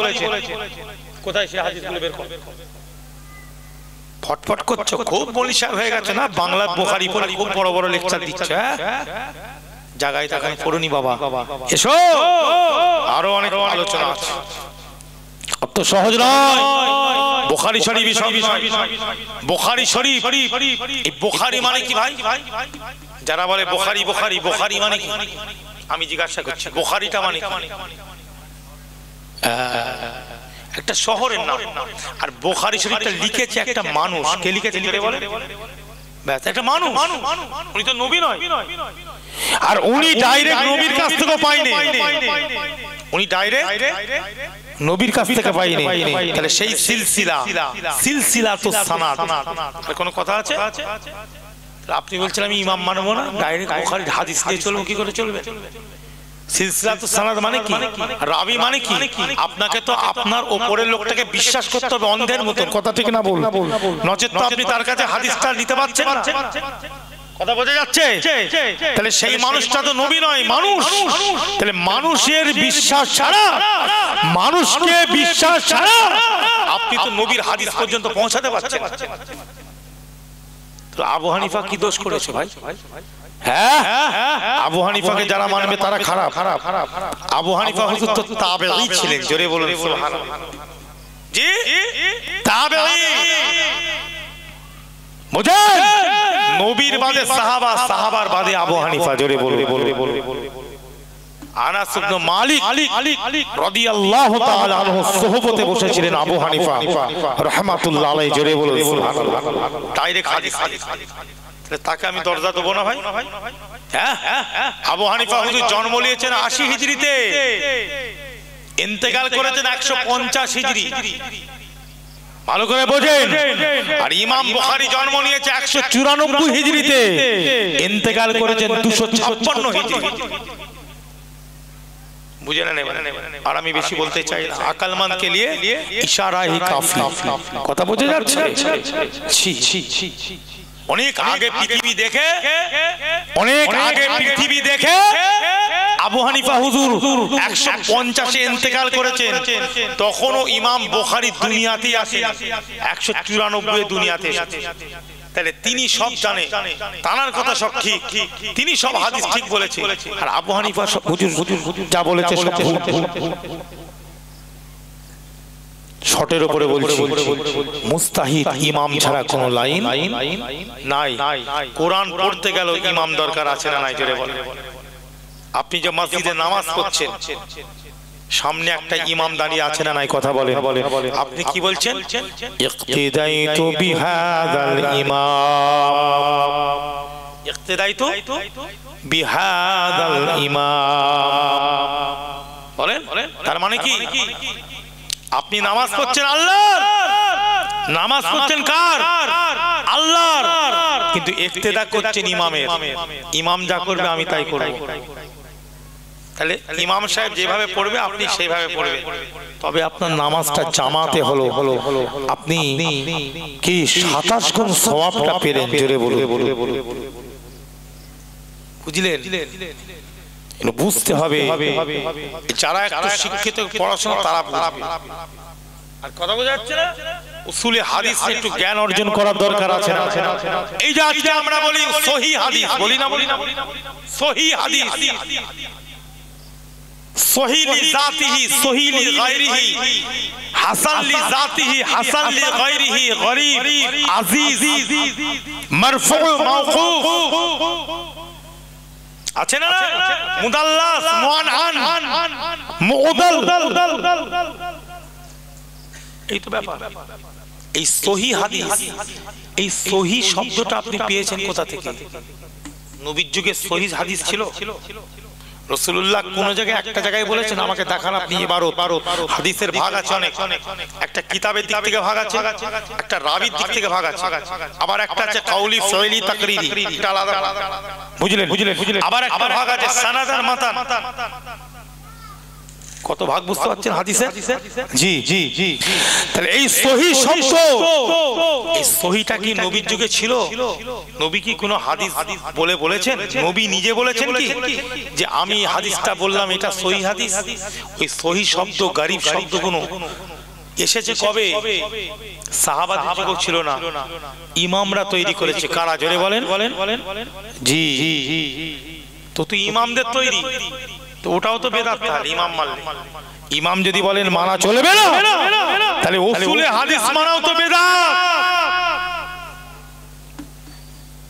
যাবেন কোথায় জি অতএব মুজতাহিদ ইমাম দরকার আছে না নাই জোরে বলুন আছে না নাই এক পায়ে করতে পারবেন ঠিক আছে বুঝলেন দরকার আছে এটা হচ্ছে ওসিলা মাধ্যম এটা কি জোরে বলেন মাধ্যম রাসূলুল্লাহ এক জায়গায় বলছেন হাদিস পাকের মধ্যে যে পুরো জমিনটাই হলো মসজিদ পুরো জমিনটা কি জোরে বলেন মসজিদ হুজুর নিজে বলেছেন মুত্তাফাকুন আলাইহি বুখারীতে পাবেন মুসলিমও পাবেন এই হাদিস আল্লাহর নবী বলেন মুসলমানদের জন্য আমার উম্মতের জন্য সারা পৃথিবীটাই হলো মসজিদ এই কথা বোঝা যাচ্ছে না তার মানে কোন মুসলমান যদি কোন জায়গায় যায় যেখানে নামাজ পড়বে যতটুকু জায়গায় নামাজ পড়ছে অতটুকু জায়গা তার জন্য সেজদার জায়গা আর মসজিদ মানে হলো সেজদার জায়গা জোরে বলুন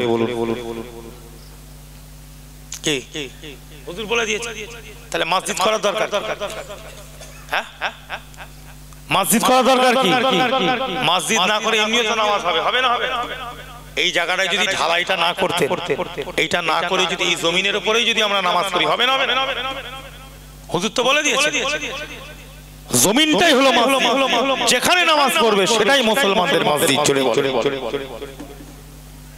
কিন্তু মসজিদ এই জন্য বানানো হয়েছে রাসূলুল্লাহ আবার বলেছেন মসজিদ বানাও জোরে বলে একটা মুসলমানদের একটা ইউনিটি কি বললাম জোরে বলেন একটা ইউনিটি একসাথে দাঁড়িয়ে আল্লাহকে ডাকবে এই জন্যই মসজিদ সিস্টেমটা আল্লাহ রাসূল মসজিদে কুবা ওখান থেকে তৈরি করলেন জোরে বলে ইউনিটিটা তৈরি করার জন্য একতাবদ্ধভাবে একসাথে আল্লাহকে ডাকবে আর যদি এইটা না হতো মানুষ কি করতো একভাবে নাও ডাকতো কি আলাদা আলাদা যে যার মতো জমিনে যেখানে সেখানে দাঁড়িয়ে কথা বোঝা যাচ্ছে না এসব সিস্টেম গুলো জানতে হবে রাসূলুল্লাহ बहरहाल मैं ये कहना चाहता हूँ मुसलमानों अक्लमंद अक्लमंद वाले मुसलमानों लिहाजा मैं ये कहना चाहता हूँ कि ये बैतुल मुक़द्दस जो है ये नसारा का नहीं है, ये यहूद का नहीं है, ये बैतुल मुक़द्दस मुकम्मल तौर पर मुसलमानों का है। मुसलमानদের ওখানে নবী আমার নামাজ পড়েছে 2 রাকাত, জোরে বলুন সুবহানাল্লাহ। বুঝলেন? আল্লাহর নবী আল্লাহর কাছে চলে গেছেন, আলোচনা হয়েছে, নামাজ ঠিক হয়েছে, জান্নাত সাইর করছে। হঠাৎ জান্নাতে ঘুরতে ঘুরতে দেখছে একটা জুতোর আওয়াজ। কিসের আওয়াজ? 5 ওয়াক্তের নামাজ কমপ্লিট ঠিকঠাক করে আল্লাহর কাছ থেকে জমিনে চলে এসেছে। দুটো হাদিস এই জমিনে চলে এলো, এখানে দুটো হাদিস বলবো। একটা কি, আল্লাহ রাসূলের সাহাবারা রাসূলুল্লাহকে ঘিরে ধরেছে। কি করেছে জোরে বলেন? ঘিরে ধরেছে। কথা বুঝলেন? ইয়া রাসূলুল্লাহ, হাবিবাল্লাহ, হুজুর আপনি আল্লাহর কাছে গিয়েছিলেন, তা কিভাবে কথা বললেন একটু আমরা জানতে চাই। কথা বুঝলেন?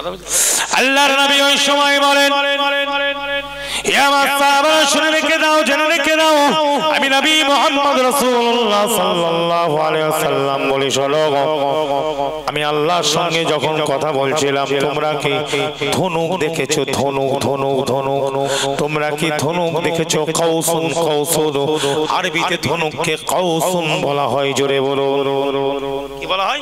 কাউসুন। তোমরা কি ধনুক দেখেছো?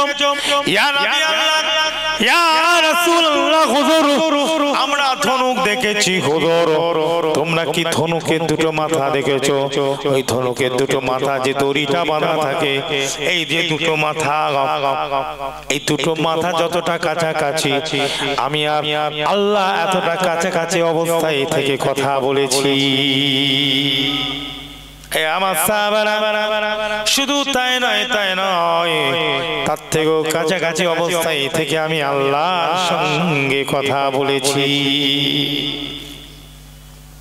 হলো হুজুর বসে আছে, এই বিলাল রাদিয়াল্লাহু তাআলা, এই বিলাল রাদিয়াল্লাহু তাআলা, তুমি কি আমল করো বলো, তুমি কি আমল করো আমি নবীকে একটু বলো।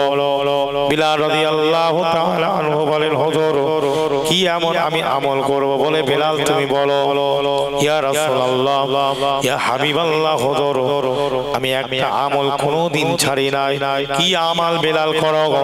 ইয়া নবী আল্লাহ, ইয়া রাসূলুল্লাহ, আমি বিলাল রাদিয়াল্লাহু তাআলা আনহু আমি ওযু করার বাদে, ওযুর বাদে 2 রাকাত নামাজ আমি পড়ি, তাহিয়াতুল ওযুর নামাজ আমি ছাড়ি নাও।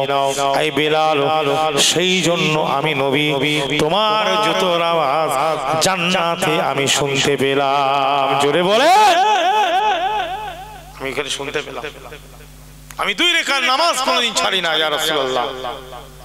ওযু করার বাদে আমি তাহিয়াতুল ওযুর 2 রাকাত নামাজ আদায় করি। জোরে জোরে, এই হলো বাইতুল মুকাদ্দাস। যে বাইতুল মুকাদ্দাসটা ছিল মুসলমানদের কিবলা। কি ছিল জোরে বলেন? মুসলমানদের কিবলা ছিল না? ছিল না? তাফসীরে কাশফ খুলে দেখবেন, ইমামে জামাখশরী রাহমাতুল্লাহ আলাইহির লেখা তাফসীরে কাশফ, তাফসীরে বাইদাবি খুলে দেখবেন। কি হয়েছে? অসুবিধা হলো না? তাফসীরে বাইদাবি খুলে দেখবেন বাবা। আল্লাহ পাক কোরআন পাকের মধ্যে বলেন, বিসমিল্লাহির রহমানির রহিম, قد نرى تقلب وجهك في السماء فلنولينك قبلة ترضاها فول وجهك شطر المسجد الحرام وحيثما كنتم فولوا وجوهكم شطرا إلى آخر الآية। এ মুমিন মুসলমান, সূরা বাকারাতে এটাও পাবেন। ভাই সকল, তাফসীরে কাশফের মধ্যে লেখেন, আল্লাহর নবী বাইতুল মুকাদ্দাসের দিকে ফিরে নামাজ আদায় করেন। এই আয়াতুল কারিমা তাফসীর। কত বড় ইমাম ছিলেন, ইমামে জামাখশরী, কিন্তু মুতাজিলা ছিলেন। কি ছিলেন? মুতাজিলা। কিন্তু বড় তো মুফাসসির, কিন্তু মুতাজিলা একটা আলাদা মত। মুতাজিলা বলে একটা মত ছিল। আহলে হকদের বিরোধী ছিল মুতাজিলা, রাওয়াফিদা, হানাবেলা, কারামিয়া, কাদরিয়া।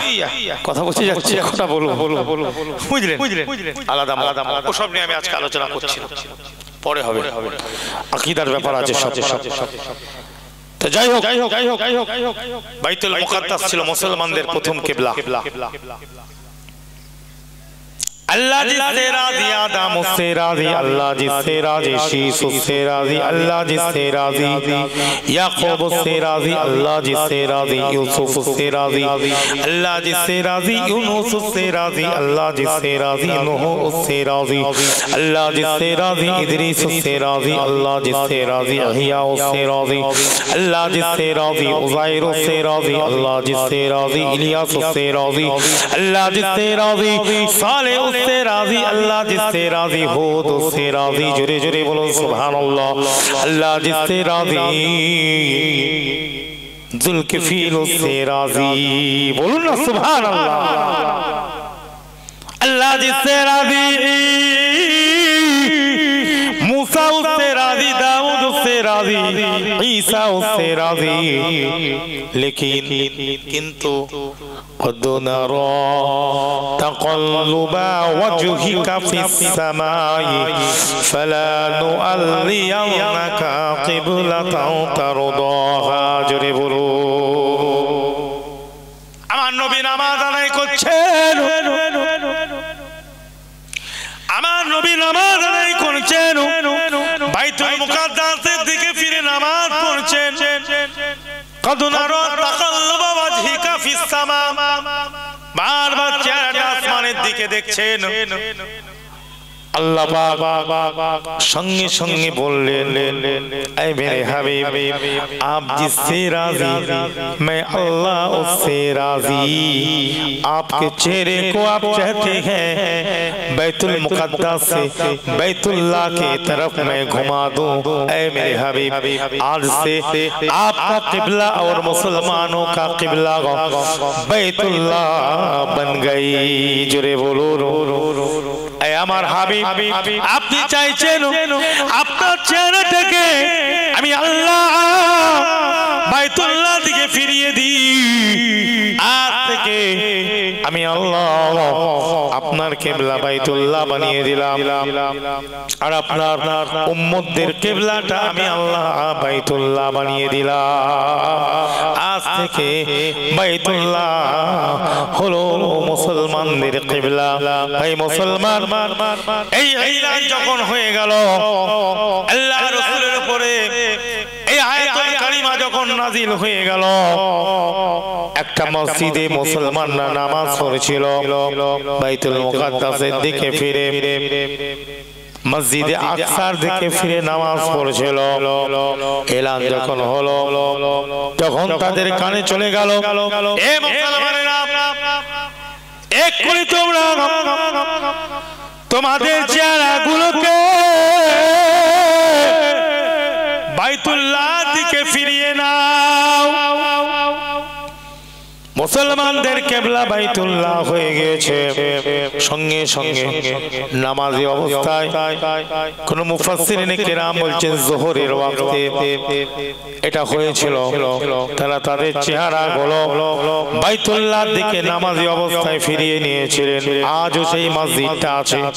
যারা উমরাতে গেছেন, হজে গেছেন, ওই মসজিদটার নাম হলো মসজিদে কিবলাতাইন। জোরে বলেন। বাইতুল মুকাদ্দাস এত কিছু আলোচনা থেকে আমরা কি জানতে পারলাম? এই মসজিদ হলো মুসলমানদের। তাহলে এই জন্য যারা মুসলমানদেরকে জঙ্গি বলছে তারা ইতিহাস কলা কচু জানে। কি জানে? কলা কচু জানে, কিছু জানে না। একটু মুহাব্বতের সঙ্গে আল্লাহুম্মা সাল্লি আলা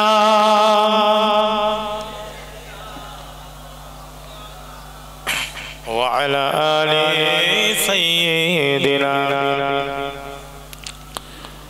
مدینہ مدینہ مدینہ مدینہ مدینہ مدینہ ہے پیارا مدینہ مدینہ مدینہ है प्यारा मदीना, चलो चल के देखें दया रे मदीना, किधर है मदीना, कहाँ है मदीना, किधर है मदीना, कहाँ है मदीना। अल्लाहुम्मा सल्लि अला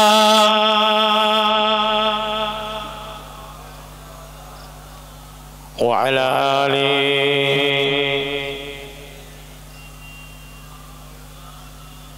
जिधर देखता हूँ उधर है मोहम्मद, हर शय में भी जलवा गर है मोहम्मद।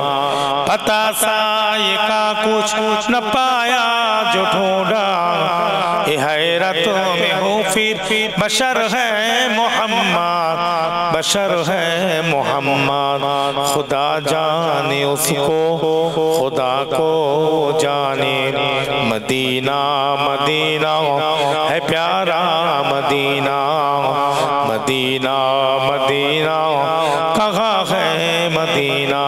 अल्लाहुम्मा सल्लि अला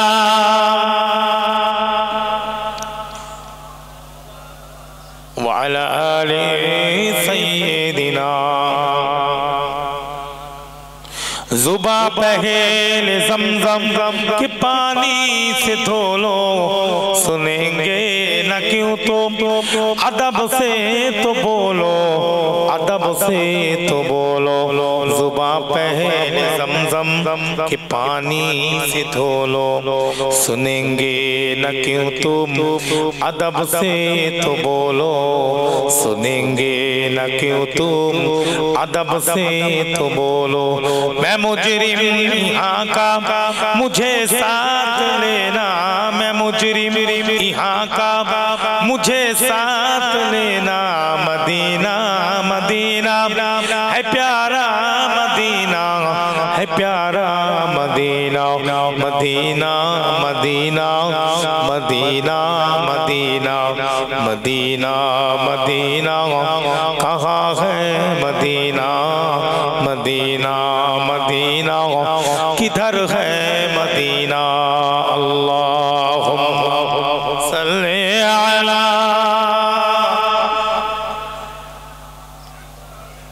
व अला आलि सय्यिदिना।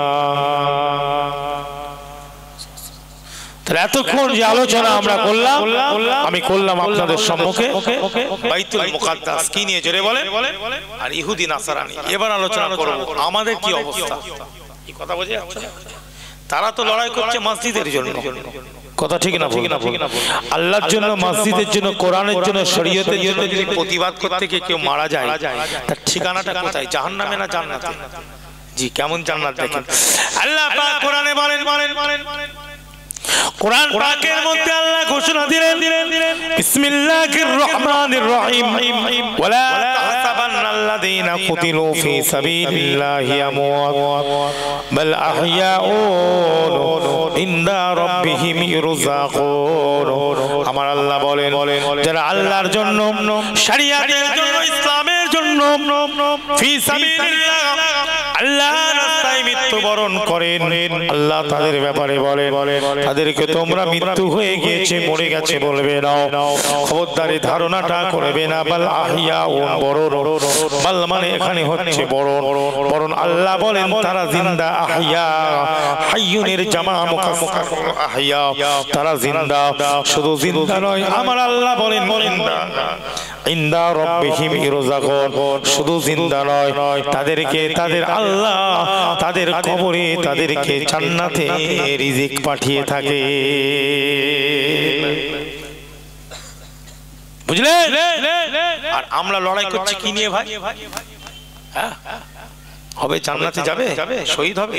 আবার অনেকে বলছে শহীদ হয়ে গেল। কোথায় শহীদ লাগাতে হয় সেটাও জানে না ভাই, কথা ঠিক না ভুল? যেখানে সেখানে শহীদ শব্দ লাগানো যাবে বাবা? ঈমান থাকবে?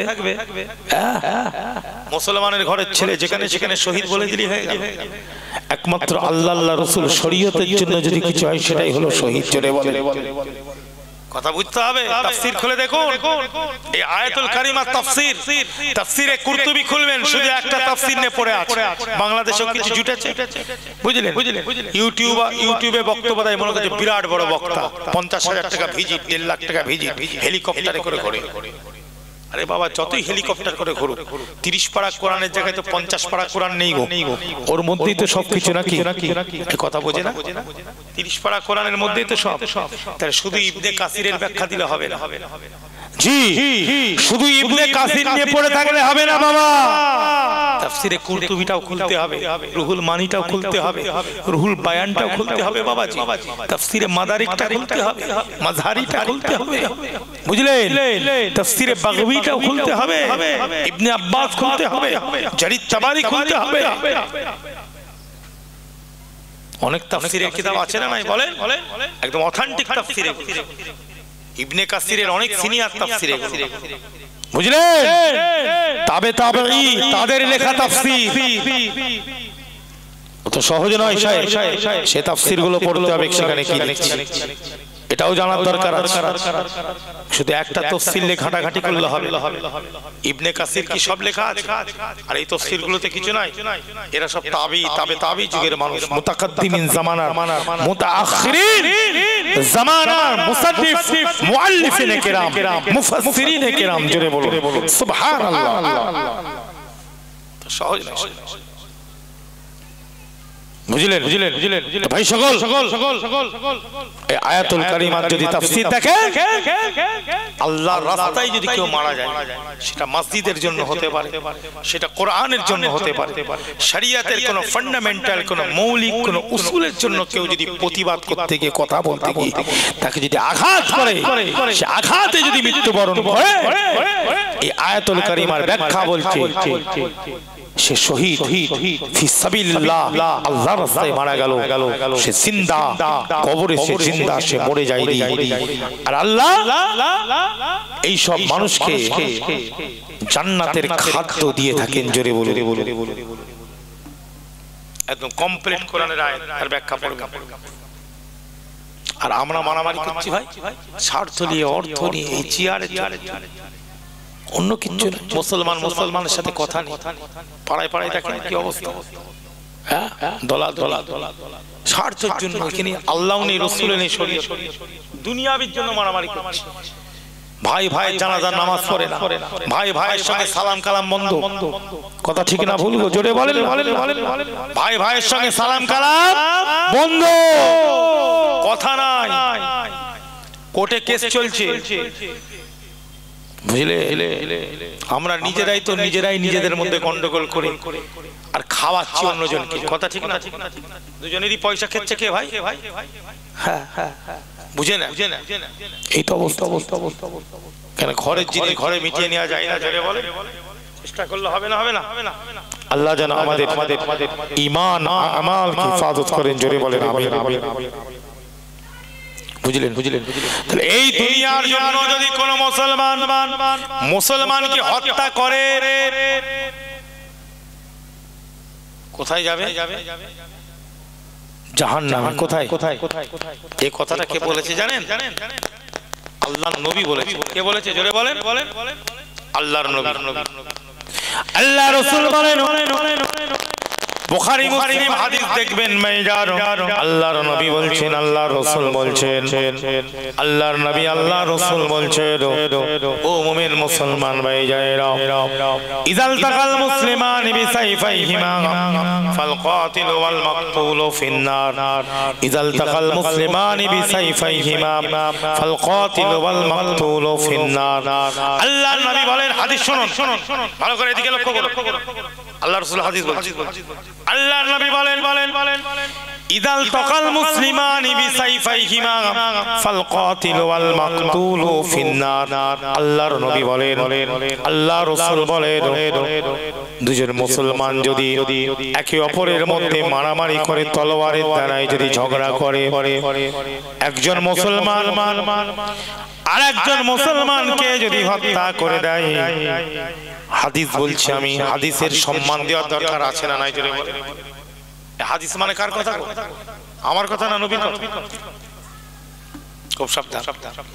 আল্লাহর নবী বলেন একজন মুসলমান যদি আরেকজন মুসলমানকে যদি মেরে দেয়, হত্যা করে, আল্লাহ রাসূল বলছে তলোয়ারের দ্বারা মারামারি করলো, বিসাইফাইহিমা ইযাল তাকাল মুসলিমানি, দুজন মুসলমান মারামারি করছে, একজন মুসলমান আর একজন মুসলমানকে হত্যা করলো, মার্ডার করে দিল।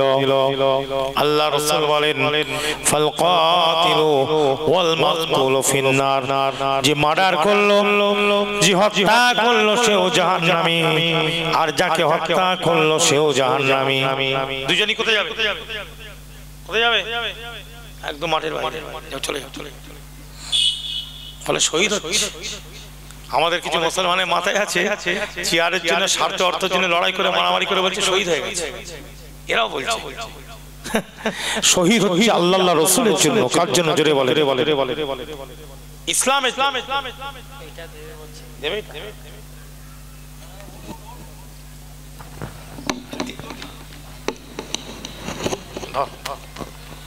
কত রকম ব্যাপার, এবার শেষ করে দেবো। আর কি হবে? কি তাহলে হাদিসটা বলি, শুনছেন না? শেষ করে দেবো, হাদিসটা শুনিয়ে দিই, এবারে ও বেশি টেনে লাভ। 11:40 হয়ে গেছে, 12টার মধ্যে কমপ্লিট। কি দুটো হাদিস, এইটা বলবো আর একটা হাদিস, একদম শর্টের উপরে মানে করতেছে। কি ফালতু বকে লাভ, উজরি মুড়ি বোঁদে মুড়ি বকে লাভ আছে? আছে না এরকম কিছু? 3 ঘন্টা ওয়াজ করছে, বোঁদে মুড়ির গল্প করে চলে গেল। আল্লাহ রাসূলের আলোচনা করো, তুমিও সওয়াব পাবে, আমিও সওয়াব পাবো। জোরে বলে আমরা উভয় সওয়াব পাবো। এই জন্যই তো এখানে বসা, নাকি কি গো? এই জন্যই তো বসা, অন্য কোনো কারণে? আসেন দুজন মুসলমান ঝগড়া করছে, একজন মুসলমানকে হত্যা করে দিল। আল্লাহর রাসূল বললেন উভয়ই জাহান্নামী। থলে থেকে বিড়াল বেরোচ্ছে, থলে থেকে কি বেরোচ্ছে? প্রথম দিকে যদি বিড়ালটা দিত কত ভালো হতো, এত দেরি করে দিলে। প্রথম দিকে মাইক ক্যান করছিল, কত কষ্ট হলো, তখন যদি এটা দিয়ে দিতে কত ভালো হতো। হ্যাঁ, এই আগেরটাও তো ভালো হতো, হয়তো ভলিউমটা কমানো ছিল, তারপর বেরিয়েছে মন। তাহলে সুন্দর হলো। আমি বুঝতে পারছি বাবা, 22 বছর ওয়াজ করছি বাবাজি, প্রথম থেকে একটু অসুবিধা ছিল, শেষের দিকে দেখছি একটু ভালো আওয়াজ হয়ে গেল। আমার মনে হয় আগেরটা যে ছিল অত পাচ্ছিল না, আর নতুন কেউ এসেছে, সুন্দর অ্যাডজাস্ট করে দিয়েছে। বুঝলেন?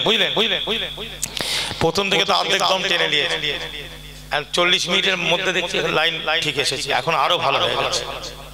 মাইক ভালো আছে, একটু ছাড়লেই দড়ি ছাড়ছে না, টেনে দিয়েছে। আর এইদিকে আমাদের হার্ট অ্যাটাক হয়ে যাওয়ার খারাপ। কি গো মাইকের একটা টান আছে না নাই? জোরে বলে আছে না নাই? যে আলোচনা করছিলাম, ইদাল তাকাল মুসলিমানি বিসাইফাইহিমা ফাল কাতিলু ওয়াল মাকতুলু ফিন্নার। তাহলে মুসলমান একজনকে মেরেছে আর একজন মরে গেছে, দুজনই কোথায় যাবে? এই কথাটা কার কথা? আমার কথা না নবীর কথা? জি। এবার বলে যে মারলো সে জাহান্নামী, যে মরলো সেখানে জাহান্নামে। রাসূলুল্লাহ বলছে দুজনই জাহান্নামী। হাদিস বুঝার দরকার আছে না নাই? জোরে বলে যে মারলো সে কোথায় গেল? জাহান্নামে। আর যে মরলো তার কি দোষ? সে জাহান্নামে কেন যাবে? রাসূলুল্লাহ বলছে দুজনই চলে যাবে। এই প্রশ্ন রাসূলুল্লাহকে করেছিল, কথা বুঝে? এই প্রশ্ন রাসূলুল্লাহকে করা হয়েছিল। ফাকিলা অতঃপর প্রশ্ন করলো কিছু মানুষ, ইয়া রাসূলুল্লাহ, হুজুর যে মেরে দিয়েছে সে জাহান্নামী, আর যাকে মেরেছে মা বালাল মাকতুল, হুজুর যে মরে গেছে তার কি দোষ? সে কেন জাহান্নামে যাবে? আল্লাহ নবীকে প্রশ্ন করেছে, বোঝা যাচ্ছে? জি, আল্লাহ নবীকে প্রশ্ন করেছে। আল্লাহ নবী এই সময় বলেন এ প্রশ্ন করনেওয়ালা মানুষ শোনো, এই জন্য সেও জাহান্নামে যাবে। এ তো চেয়ারে বসে আছে, ক্ষমতায় আছে, ও এক সময় ক্ষমতাটা ওর ছিল, নতুন করে পাওয়ার লাইন করছে, কথা বুঝতে পারছেন? ও নিচই পড়ে আছে, ওরও কিন্তু মনের মধ্যে একটা লোভ আছে না নাই? রাসূল বললেন তার মনের মধ্যে একটা লোভ আছে, লালসা আছে। আমি যদি ক্ষমতাটা পাই, অতএব ওরও এর উপরে একটা রাগ আছে, এর ওর উপরে একটা রাগ আছে। এক হাতে বাবা তালি বাজে না, ওরও অন্তরে লোভ আছে। ও এখন খুব মিষ্টি মিষ্টি কথা বলছে, আবার যখন এখানে বসে পড়বে দেখবে সব ভুলে গেছে। কি বলছি কথা বুঝতে পারছেন না? হাদিস বলছি ভাই, মিলিয়ে নেন। কোরআন হাদিস থেকে তো সব কিছু নাকি, কোরআন হাদিসটাকে সামনে রেখে একটু বাস্তব নিয়ে আলোচনা করছি ভাই সকল। ওরা মনের মধ্যে লোভ আছে। আল্লাহ নবী বলেন, ও মুসলমান, ও মুসলমান, ওর নিয়ত খারাপ, হেরো নিয়ত খারাপ। এ মেরে দিয়েছে, ক্ষমতা আছে বলে মেরে দিয়েছে, ও এর কাছে পেরে ওঠেনি বলে মারা গেছে। কিন্তু ও যদি একটু ক্ষমতা পেত একে ছাড়তো না, কারণ ওরও ভিতরে নিয়ত খারাপ আছে, ওরও মনের মধ্যে লোভ আছে। এই জন্য দুজনাই জাহান্নামী। দুজনা কোথায় গেল, কোথায় গেল জোরে বলে। এটা আম্মার সিদ্দিকীর ফতোয়া না রাসূলুল্লাহর ফতোয়া? যে এর উপরে একটা কেউ যদি কথা বলে, কোন হুজুর হোক, পীরজাদা হোক, মৌলী সাহেব হোক, বেটা সঙ্গে সঙ্গে মুরতাদ হয়ে যাবে, জানাজার নামাজ পড়া যাবে না। ঠিক না? বল। এর উপরে যদি কথা বলে, এই কথাটা আমার কথা নয়, কথাটা হলো নবীর। আমি শুধু আপনাদের কাছে পৌঁছে দিচ্ছি নবীর কথাটা। কথা ঠিক না? ভুল আমার নিজের বানানো। বুখারী শরীফ খুলে দেখবেন, হাদিস পেয়ে যাবেন। তাহলে মুসলমানকে এই দ্বিতীয় নম্বর হাদিস বলে আমি শেষ করে দেব। মুসলমান আল্লাহর নবী বলেন, আল মুসলিমু মান সালিমাল মুসলিমুনা মিন লিসানিহি ওয়া ইয়াদিহি। আবার আরেকটা হাদিস এসেছে, আল মুসলিমু মান সালিমান নাস মিন লিসানিহি ওয়া ইয়াদিহি। জোরে বলুন সুবহানাল্লাহ। দু রকম ইবারত এসেছে হাদিসে। আল্লাহর নবী বলেন, আল্লাহ রাসূল বলেন,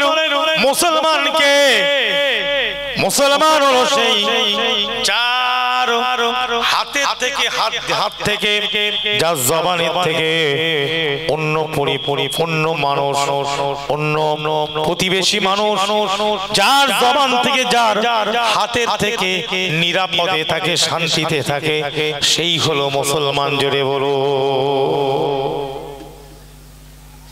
তাহলে মুসলমানকে যার জবানের দ্বারাই, হাতের দ্বারাই অন্য প্রতিবেশী মানুষ বা অন্য মুসলমান প্রতিবেশী বা অন্য ধর্মাবলম্বী মানুষ, বুঝলেন, সেটা হিন্দু হোক, সেটা পাঞ্জাবি হোক, সেটা শিখ হোক, যে কোনো ধর্মাবলম্বী মানুষ, যার জবান থেকে, যার হাতের দ্বারাই নিরাপদে থাকে, শান্তিতে থাকে, কথায় কথায় গালিগালাজ করে না, প্রতিবেশীকে দুঃখ ব্যথা দেয় না, কথায় কথায় হাত তোলে না, কথায় কথায় হাত দিয়ে আঘাত করে না, আল্লাহর নবী বলছেন জি সেই হলো মুসলমান। জোরে বলুন সুবহানাল্লাহ।